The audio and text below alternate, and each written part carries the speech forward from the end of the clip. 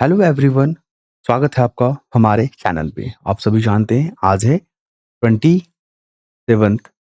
सितंबर, okay, 2025।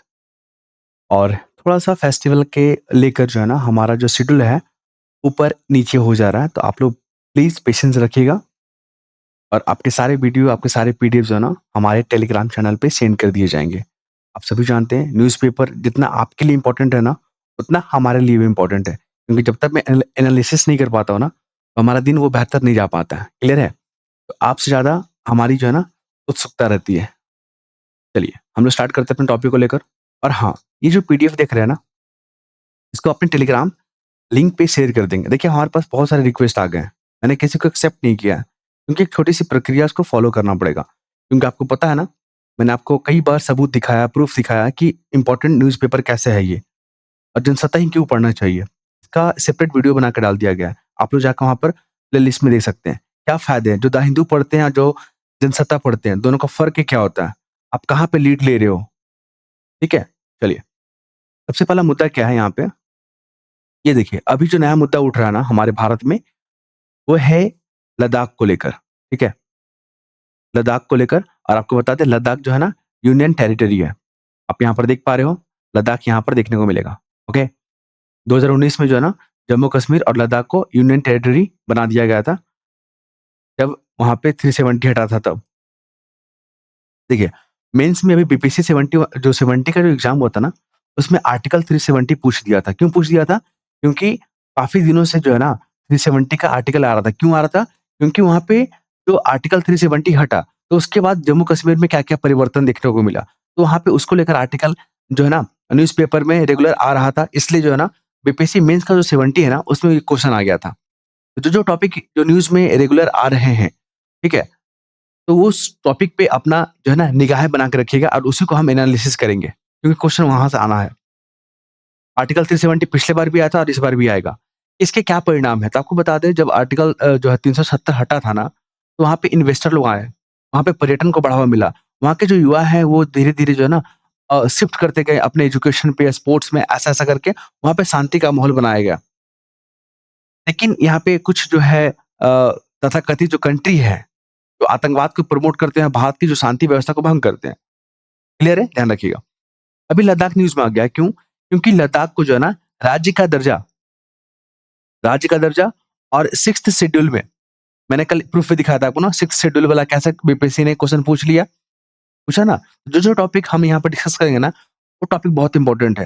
अभी और भी 2-3 क्वेश्चन अभी दिखाएँगे आपको प्रूफ के साथ, कि कैसे जो है ना यहाँ पे इकोनॉमिक्स वाले क्वेश्चन पूछ लिए गए, पॉलिटी वाले क्वेश्चन पूछ लिए गए आपके एग्ज़ाम में। तो यहाँ पर है, ये जो है ना, ये है पर्यावरण कार्यकर्ता, ठीक है? इनका नाम है सोनम वांगचुक। ध्यान रखिएगा, ये एक पर्यावरण जो है ना जलवायु कार्यकर्ता है, ये देखिए यहाँ पे लिखा हुआ है ना? जलवायु कार्यकर्ता है। आपसे पूछेगा कि सोनम वांगचुक जो खबरों में रहते हैं, किस फील्ड से जुड़े हुए हैं? तो जलवायु कार्यकर्ता। तो अभी इनको अरेस्ट कर लिया गया है, क्योंकि लद्दाख में जो शांति व्यवस्था जो भंग हुई है, वहाँ पे कुछ लोगों का जान चला गया है। वहाँ पे हिंसक प्रदर्शन हुआ है। उसके पीछे जो है ना इनको रिस्पॉन्सिबल माना गया। क्यों माना गया? ये देखिए, इनका एक संस्था है, ठीक है? और उस संस्था को विदेश से फंड मिलता था। तो विदेश से अगर फंड आप एक्सेप्ट कर रहे हो ना, तो आपको कुछ प्रक्रिया से गुजरना पड़ता है, जिसको बोलते हैं एफसीआरए लाइसेंस, ठीक है? FCRA, foreign contribution regulation act. ये इसका लाइसेंस लेना पड़ता है, तब जाके आप विदेश से फंड को क्या करोगे? एक्सेप्ट करोगे। और जिस उद्देश्य से आप ले रहे हो ना, उसी उद्देश्य पे आपको खर्चा करना पड़ेगा। क्लियर है? तो यहाँ पे जो है ना कल के न्यूज़पेपर में इनको स्वीडन से फंड मिला था, और उसका जो फंड का यूज़ पता है कहाँ किया गया है? ऐसा जो सीबीआई का कहना है, ये जो है ना हिंसक प्रदर्शन में फंडिंग किया गया है। क्लियर है? इसलिए इनको अरेस्ट कर लिया गया और लद्दाख से बाहर रखा गया है। और जो भी इनके जो संस्था से जुड़े लोग हैं, उन्होंने कहा कि यहाँ पे जो भी प्रदर्शन होगा, वो अहिंसक होगा, शांतिपूर्ण होगा। लेकिन जिस तरह की स्थिति बनी ना, वो हमारे नेशनल सिक्योरिटी के लिए सही नहीं था। इस कारण से इनको जो है ना अरेस्ट किया गया है, ध्यान रखिएगा। तो कोई भी राज्य और यूनियन टेरिटरी, जब कोई राज्य बनता है ना, तो उसकी अपनी सब्जेक्ट होते हैं। जैसे कि पुलिस मामला राज्य देखेगी, लॉ एंड ऑर्डर राज्य देखेगी, भूमि से जुड़ा हुआ मामला राज्य देखेगी, ठीक है? इसलिए लोग चाहते हैं कि उसको जो है राज्य का दर्जा मिल जाए। अपनी पॉलिसी बनाएँगे, अपने हिसाब से बनाएँगे, अपनी ज़रूरतों के हिसाब से बनाएँगे। लेकिन जब यूटी रहता है ना, तो उसको केंद्र के जो निर्देश है उसको पालन करना होता है। क्लियर? जैसे दिल्ली का मामला आप देख लीजिए, दिल्ली में पुलिस वाला जो मामला है ना, वो होना चाहिए था राज्य का मामला, लेकिन वो केंद्र सँभालती है। भूमि को लेकर भी केंद्र सँभालती है। अधिकारियों की नियुक्ति और अपॉइंटमेंट और ट्रांसफर सब कौन देखती है? केंद्र देखती है। इसलिए आपने देखा था जब केजरीवाल का सरकार था, तो वो चाह रहा था कि दिल्ली को राज्य का दर्जा मिल जाए। क्लियर है? ये सब फैक्ट को याद रखिएगा और हाँ, यहाँ से एक और क्वेश्चन आपसे पूछेगा प्रीलिम्स में कि लद्दाख जो है ना किन-किन यूटी और राज्य के साथ सीमा साझा करता है? तो हिमाचल प्रदेश ही जो है जम्मू कश्मीर ये सबको ध्यान रखिएगा। किस-किस कंट्री से सीमा साझा करता है तो चाइना याद रखिएगा। क्लियर है? इसलिए मैंने यहाँ पे मैप लगा दिया है ताकि आपको पढ़ने में मज़ा आ जाए। और कुछ खास हाँ, मेंस में आपसे पूछेगा कि कोई भी अ, यूनियन टेरिटरी राज्य का दर्जा जब माँगता है, ठीक है? तो उनको क्या ऑटोनॉमी मिलता है? उसके क्या फ़ायदे हैं? उस पे कमेंट करें। तो आपको ध्यान में रखना है इस चीज़ को। आर्टिकल 370 भी ध्यान में रखिएगा, क्वेश्चन पूछेगा, ओके? और ये जो लद्दाख का जो मामला है ना, इस पे हम एक सेपरेट वीडियो बना देंगे, जो कि हमारे मेंस में चलेगा, जो 71 मेंस है ना, उसमें हम पीडीएफ को शेयर कर देंगे आप लोग, ठीक है? तो आप लोग जुड़ना चाहते हैं तो लिंक आपको मिल जाएगा कमेंट पे। अब देखिए नाटो, नाटो को लेकर भी क्वेश्चन पूछा गया है। मैं आपको प्रूफ नहीं दिखा पा रहा हूँ यहाँ पे क्योंकि समय का अभाव है, मुझे रिकॉर्डिंग जो है समय पे करना होता है। देखिए नाटो में अभी जो है ना 32 मेंबर है याद रखिएगा। अभी लास्ट में कौन जुड़ा था? स्वीडन जुड़ा था और इससे पहले कौन जुड़ा था? फ़िनलैंड, ठीक है? आई थिंक फ़िनलैंड, है ना? तो कुल कितने जो है 32 मेंबर हैं और स्वीडन सबसे लास्ट में जुड़ा था और फ़िनलैंड जो है इससे पहले 31वां नंबर का मेंबर था। क्यों हम लोग इस समय बात कर रहे हैं? क्योंकि बीपीएससी 70 में ये क्वेश्चन पूछा गया है। यूपीपीसीएस में ये वाला क्वेश्चन पूछा गया है। इसलिए यहाँ पे डिस्कस कर दे रहे हैं यहाँ पे। नाटो के जो महासचिव है ना, मार्क रूटो का नाम भी याद रखिएगा। जब से रसिया यूक्रेन के बीच में युद्ध चल रहा है, तो नाटो को लेकर खूब न्यूज़ चल रहा है। तो नाटो जो है ना, किस प्रकार की संस्था है और नाटो की क्या भूमिका होती है? देखिए, इसके जो सदस्य मेंबर हैं, उनकी क्या भूमिका होती है? देखिए, नाटो के बारे में आपको बता दें। इसका जो मेंबर है 32 मेंबर, अगर किसी एक कंट्री पे हमला होता है ना, ठीक है? मान लीजिए एक कंट्री अलग है और ये 31 कंट्री है। इस पे हमला हो गया ना, तो पूरा का पूरा 32 पे माना जाएगा ये हमला। और इसी पे यूक्रेन जिद कर रहा है कि हमको नाटो का मेंबर बनना है। लेकिन रूस बोला है, बनने तो नहीं देंगे तुमको हम। क्लियर है? इस चीज़ को ध्यान में रखिएगा। इसलिए खबरों में ये बहुत आ रहा है। और अभी क्यों आ गया आज न्यूज़ में? क्योंकि नाटो के जो प्रमुख है ना, उन्होंने कहा कि भारत से भी बातचीत हुआ है प्रधानमंत्री जी से और उनको जो है ना, जो अमेरिका द्वारा जो टैरिफ का जो सामना करना पड़ रहा है, उसको लेकर वो काफ़ी चिंतित हैं और वो रशिया के जो प्रमुख हैं, राष्ट्रपति व्लादिमीर पुतिन, उनसे बात किए हैं कि आप यूक्रेन को लेकर क्या आपका जो है प्रोग्राम है, मतलब कैसे आप रणनीति बना रहे हैं उसको हमको समझाइए। इस तरह की बातें यहाँ पर देखने को मिला। यहाँ पे भारत ने ये बेबुनियाद कहा है और ये आधारहीन कहा है इसको, ध्यान रखिएगा। अब बात करेंगे यहाँ पे अफसफा कानून। ये टॉपिक क्यों पढ़ रहे हैं? क्योंकि यहाँ से मेंस में क्वेश्चन पूछा गया है। आप यूपीपीसीएस का और यूपीएससी का क्वेश्चन मेंस में जाकर देखिए। अफसफा कानून जो है ना, इसे आप क्या समझते हैं और ये किन क्षेत्रों में लगाया जाता है? और इसके लगाने की क्या प्रक्रिया है? कमेंट करें। ऐसा मेंस में क्वेश्चन आपसे पूछेगा। तो अफसफा कानून के बारे में आप जानेंगे, किस राज्य में लगा हुआ है, तो आप कुछ ना कुछ पॉइंट लिख ही देंगे और ये जो है ना मेंस में आपका आने की संभावना पूरा है। याद रखिएगा। यूपीएससी आप 71 दे रहे हैं ना, तो आपकी आने की ये संभावना है। अगर आपके 75 प्लस आ रहे हैं ना, चाहे आप किसी भी कैटेगरी में जनरल की बात कर रहे हैं, 75 से 80 है ना, तो आप उम्मीद रखिए क्योंकि चांसेस है यहाँ पे। क्योंकि क्वेश्चन इस बार का जो ट्रेंड है ना, जैसे कि आपने 70 तक का ट्रेंड को फॉलो करके आप 71 में बैठे हैं। लेकिन इस बार जो चेंजेस हुआ ना, ड्रास्टिकली चेंज हो गया है पैटर्न को। ऐसा नहीं था कि क्वेश्चन आप नहीं बना पाते, थोड़ा समय अधिक लग जाता, ठीक है? ये सब चीज़ को ध्यान में रखिएगा। तो यहाँ पे अफ़सपा कानून क्या होता है और ये अभी किन राज्यों में लागू है, इसको लगाने का पावर किसको है, ये सब सारा एंगल को ध्यान में रखिएगा। अफ़सपा कानून इस बार वेरी इंपोर्टेंट है, वीवीआई यहाँ पे लिख देते हैं हाँ, ठीक है? ताकि आप लोग को अच्छे से पढ़ना। देखिए, अभी जो नॉर्थ ईस्ट का जो राज्य है, यहाँ पर आप देख रहे हैं ना, मणिपुर कहाँ है? ये वाला मणिपुर हो गया, अरुणाचल प्रदेश, नागालैंड, यहाँ पे देखिए नागालैंड। ये 3 राज्यों में जो है ना, अफ़सपा कानून को 6 महीना के लिए बढ़ा दिया गया है। तो अफ़सपा कानून को क्या होता है? देखिए, अफ़सपा कानून के तहत सेना जो है ना, किसी भी अशांत जो इलाके हैं या क्षेत्र है, वहाँ पे कार्रवाई कर सकती है और किसी को भी अरेस्ट कर सकती है। अगर ज़रूरत पड़े ना, तो गोली भी चला सकती है। ये पावर जो है ना सेना को मिल जाता है, अफ़सपा कानून। देखिए, नॉर्थ ईस्ट में इसलिए ज़रूरी है ना, क्योंकि यहाँ पे चाइना जो है ना, कभी-कभी बोलता है कि अरुणाचल प्रदेश जो है ना, चाइना का हिस्सा है। तो ऐसे में जो विद्रोही होंगे वो लोग जो है ना कहीं चाइना के इन्फ्लुएंस में ना आ जाए, इसलिए यहाँ पे अफस्पा कानून लगा हुआ है। अब देखो यहाँ पे म्यांमार है, यहाँ पे रोहिंग्या लोग जो है ना एंटर करते रहते हैं भारत में, उसको कंट्रोल करने के लिए भी यहाँ पे सेना की जो है मौजूदगी चाहिए, क्लियर है? यहाँ पे बांग्लादेश का भी है, यहाँ पे देख लीजिए, ये जो है ना बांग्लादेश, कहाँ गया? ये, यहाँ से भी ये लोग जो है ना एंटर कर सकते हैं नॉर्थ ईस्ट में। और पाकिस्तान का भी इन्फ्लुएंस रहता है, क्योंकि भारत को भी जो है ना, अभी आप देखोगे वैश्विक लेवल पे ना, तो भारत के खिलाफ साजिश की जा रही है। अब देखो ना नेपाल में क्राइसिस हो जा रहा है, बांग्लादेश में हो जा रहा है, और भारत में जो है आतंकवादी घटना घट जा रहे हैं।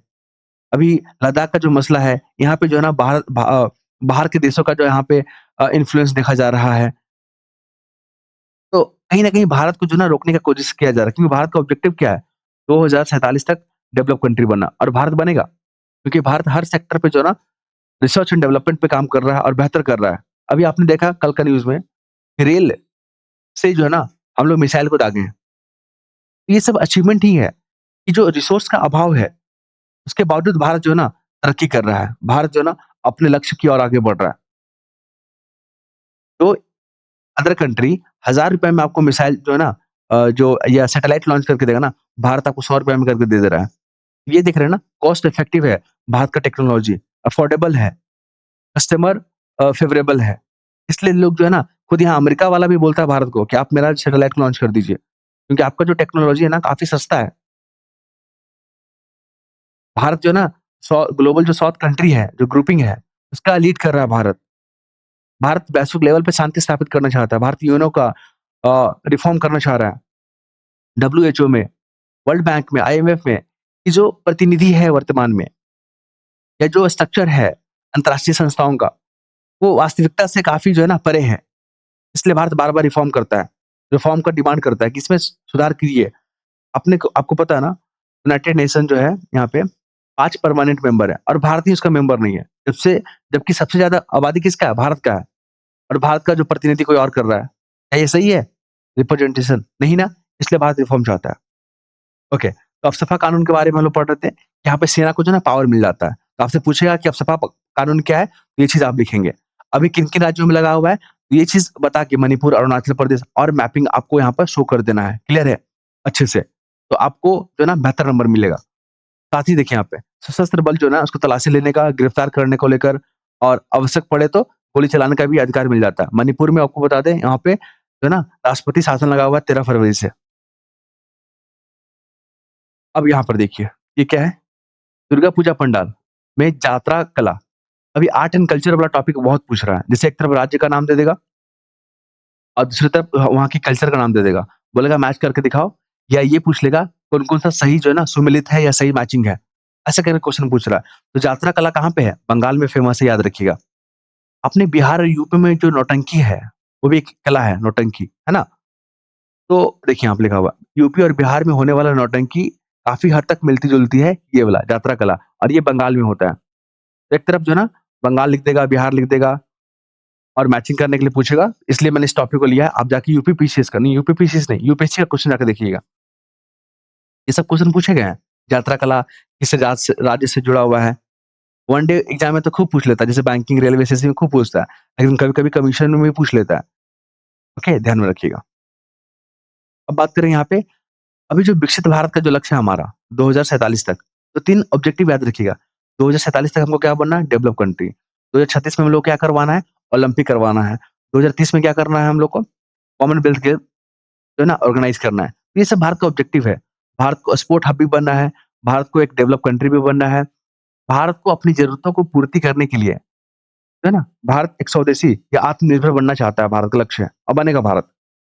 यहाँ पर देख लीजिए कि विकसित भारत में जो नेशनल एजुकेशन पॉलिसी है एनईपी 2020, उसकी क्या भूमिका है? तो आपको बता दें, एनईपी में जो है ना, यहाँ पर देख लीजिए, समान अवसर की जो है ना को शामिल किया गया है, क्षेत्रीय भाषाओं को समावेशन किया गया है, जो ऑब्जेक्टिव है, डिजिटल अवसंरचना पे फोकस किया गया है, भारतीय जो ज्ञान परंपरा ना उस पे फोकस किया गया है। ये पॉइंट याद रखिएगा। आपसे पूछेगा कि इसमें क्या-क्या जो है ना विशेषताएँ हैं, तो आपको बता दें, डिजिटल अवसंरचना पे फोकस किया गया है, डिजिटल इंफ्रास्ट्रक्चर कह दीजिए, भारतीय जो ज्ञान परंपरा है, जो नॉलेज है, उसको यहाँ पे समाहित किया गया है। भाषाओं का समावेशन, ठीक है, समान अवसर, ये सब इसमें समाहित किया गया प्रोविज़न, याद रखिएगा। साथ ही आपको बता दें, बहुविषयी विकास, वैश्विक प्रतिस्पर्धा और जो मूलभूत जो एजुकेशन होता है, जो नॉलेज होता है, जो सीख होता है, उसको यहाँ पे फ़ोकस किया गया है। क्यों ज़रूरी हो जा रहा है ये सब चीज़?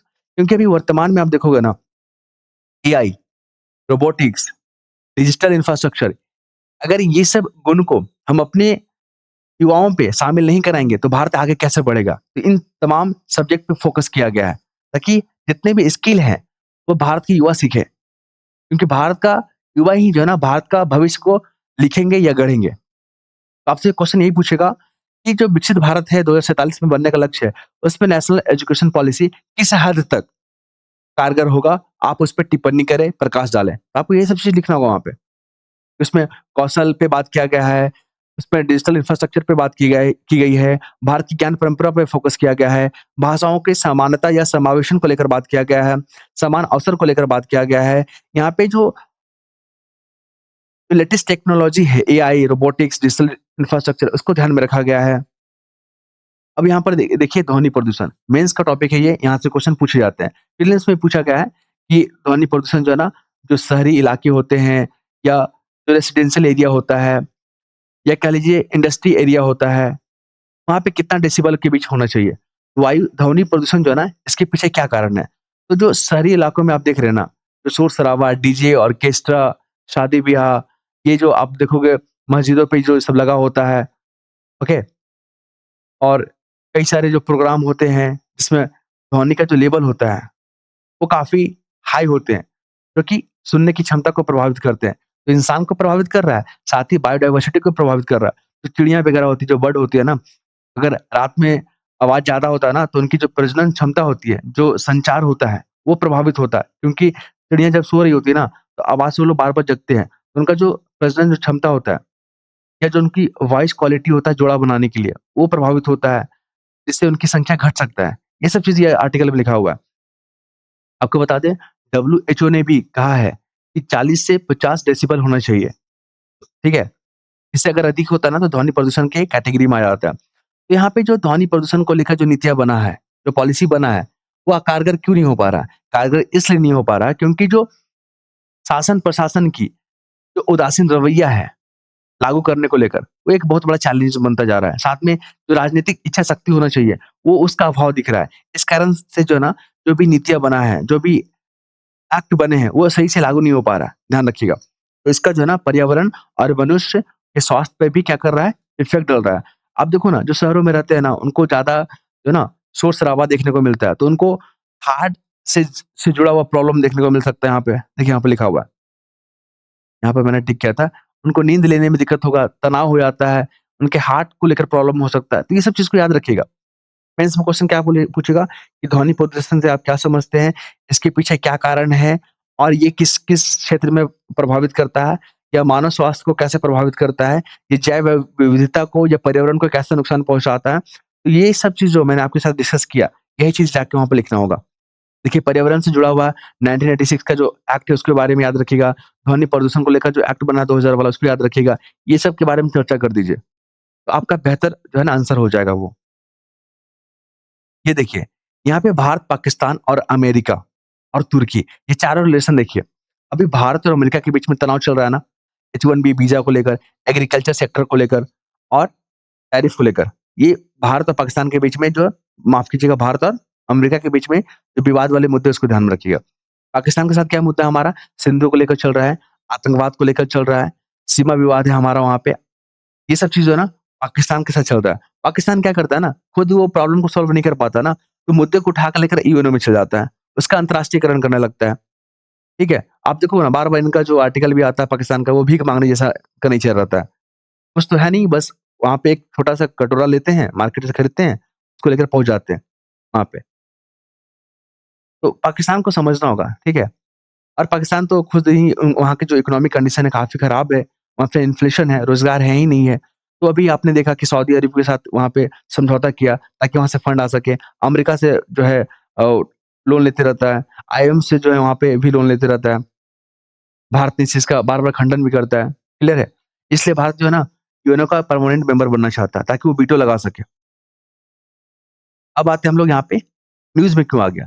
क्योंकि जो तुर्की है, पाकिस्तान का जो मित्र देश है, तुर्की, वो जो है ना कश्मीर के मुद्दे को लेकर यूएनओ में बोल रहा है। तो भारत ने ये सब चीज़ को ना बार-बार खंडन किया कि ये सब आधारहीन है। कश्मीर का मसला द्विपक्षीय है, उसको जो है ना बहुपक्षीय मत बनाइए और भारत हमेशा इसका जो है ना विरोध करता रहेगा, याद रखेंगे। ज़रूरत पड़ेगा तो कार्रवाई भी करेंगे। अब भारत से जो है ना कोई भी डायरेक्ट जो है ना दुश्मनी मोल नहीं ले सकता, क्योंकि भारत एक क्या है परमाणु संपन्न देश है। साथ ही भारत के पास इमर्जिंग टेक्नोलॉजी हो रहा है धीरे-धीरे। भारत के जो संबंध है ना कई देशों के साथ एक मित्रवता है, जहाँ से डिफेंस को लेकर काफ़ी समझौता किया हुआ है। ओके, तो भारत के साथ सामने से तो युद्ध नहीं करेगा, लेकिन वो लोग क्या करते हैं ना, कभी आतंकवाद के माध्यम से या कभी जो है ना यहाँ पे जैसे अभी लद्दाख का मामला आप देख रहे हैं, उसको फंडिंग किया गया बाहरी देशों के द्वारा और उस फंड का यूज़ जो है ना वहाँ की शांति भंग करने के लिए की गई है। तो ये सब चीज़ को आप ध्यान रखिएगा। ये सब जो है ना आप कैसे जान पाओगे? रेगुलर पढ़ोगे तभी जान पाओगे। और आपको बता दें, न्यूज़पेपर इसलिए इम्पोर्टेंट है ना जनसत्ता का, क्योंकि इसकी जो भाषा है ना, आप जो अपने डेली लाइफ में यूज़ करते हैं ना, उससे मिलता-जुलता भाषा है। जब मेन्स आंसर राइटिंग आप करोगे ना, तो वहाँ पे ज़्यादा सोचना नहीं पड़ेगा कि कौन-सा वर्ड यूज़ करें, कौन-सा नहीं करें। बस आपका फ्लुएंट बन जाएगा, अगर आप रेगुलर रहते हो तो। और आपको भी पता है कि आप जाके जितना भी यूके पीसीएस का, एमपी पीसीएस का, राजस्थान पीसीएस, ठीक है? बिहार पीसीएस, झारखंड पीसीएस, सब में जो है ना, यहाँ से क्वेश्चन बहुत बार पूछे गए हैं।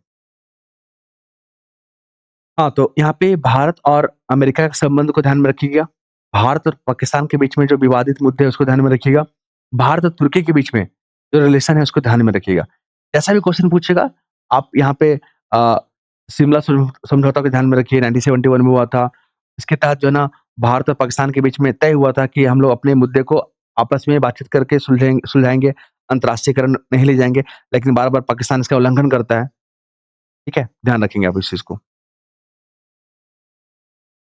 अब ये देखिए, ये क्वेश्चन जो है ना आपका यूपी पीसीएस में पूछा गया है, हाल के एग्ज़ाम में, आरओ में, यूपी पीसीएस और ये क्वेश्चन आपको जो है ना बीपीएससी का एसओ में पूछा गया है और ये टॉपिक को जो है ना हम लोग डेली डिस्कस करते हैं कि भारत का फॉरेन एक्सचेंज रिज़र्व कितना है? तो 702 हो गया। ये देखिए, दिसंबर 2024 में भारत का फॉरेन रिज़र्व कितना है? ये यूपी पीसीएस में पूछा गया है। तो इसका आंसर हो जाएगा 640। दिसंबर 2024 का पूछ रहा था, ठीक है? इसलिए हम लोग इस डाटा को पढ़ते हैं, न्यूज़पेपर। आप देख रहे हैं ना, डायरेक्ट क्वेश्चन यहाँ से पूछा गया और ये जो है ना, अभी हाल ही में आईएमएफ में जो एसडीआर होता है, उस बास्केट में एक नई मुद्रा जोड़ी गई है। यहाँ पे रेन चीनी का जो करेंसी है वो हो जाएगा, ध्यान रखिएगा और यहाँ पे ये चीज़ लिखा हुआ है। इस कारण से हम लोग इस टॉपिक को कवर करते हैं। तो स्पेशल नहीं माफ़ कीजिएगा, फॉरेन एक्सचेंज रिज़र्व होता है ना, उसमें 4 करेंसी इंक्लूड होता है। देखिए, मतलब 4 मदे शामिल होता है। एक होता है क्या होता है? फॉरेन करेंसी एसेट, गोल्ड शामिल होता है, 2 हो गया।